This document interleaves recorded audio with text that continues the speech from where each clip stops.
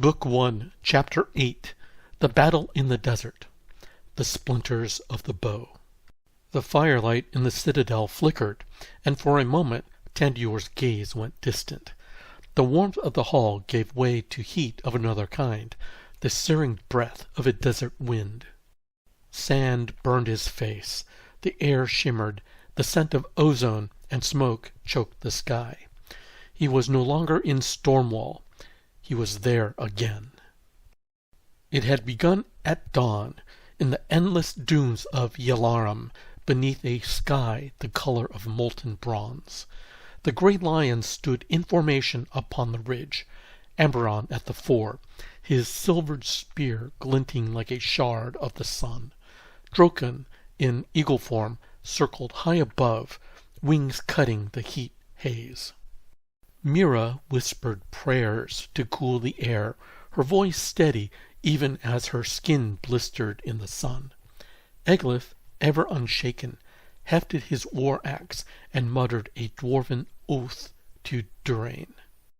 And before them stood their ally, or their employer, depending on who was asked, Aerodalth, the blue-skinned djinn lord and vizier of the winds.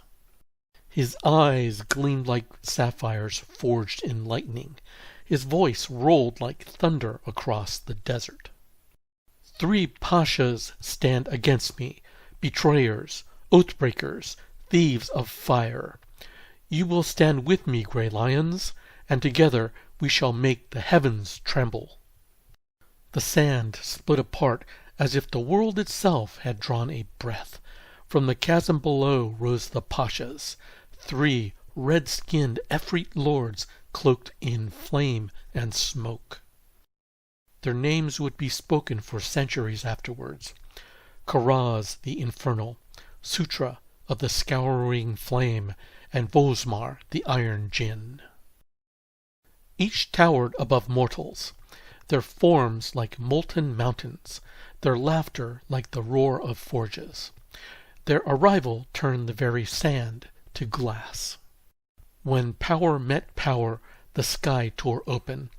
Lightning screamed across the dunes as Aerodalth raised his storm scepter, calling winds that could carve stone.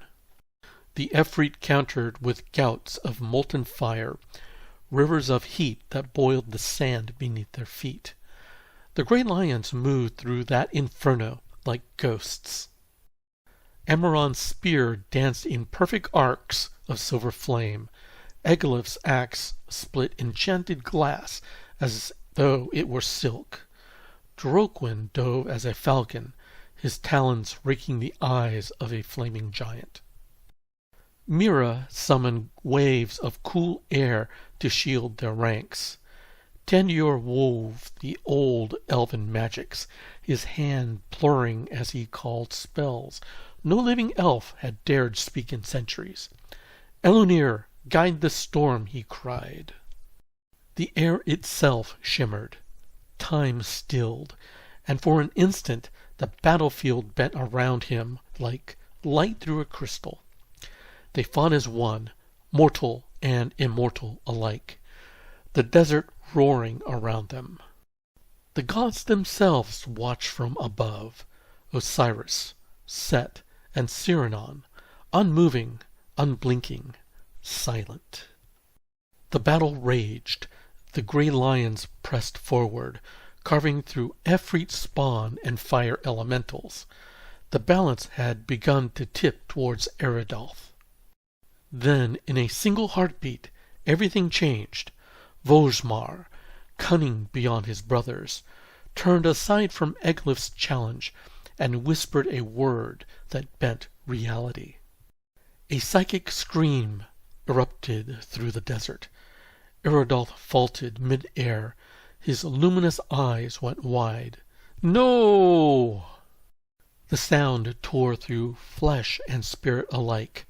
The sky fractured, colors bleeding into one another. The djinn lord's body twisted, unraveling into ribbons of blue flame. Then he was gone. The storm collapsed with him. The desert went still for a single breath, and then it exploded into chaos. The grey lions fought on, blind with fury. Ameron's spear stuck true, piercing Sutra's heart of cinder. Egglif's axe found Karaz's throat. Tandior's lightning bolts blasting Vozhmar into the sands. They won the day, but at a price too high. Lamar, the healer's apprentice, immolated by stray fire. Nakanesia, the elven archer, torn apart by psychic backlash. And Zone, the halfling rogue, swallowed by desert sands. When the winds finally died, the desert was a field of glass and bone. The gods above still watched.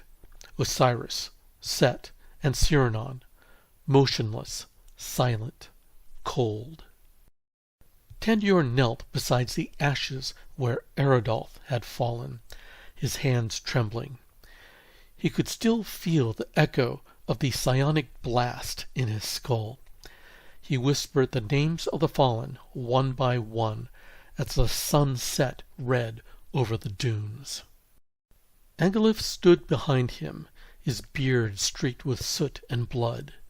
"Even gods can die," the dwarf muttered. "Remember that, wizard."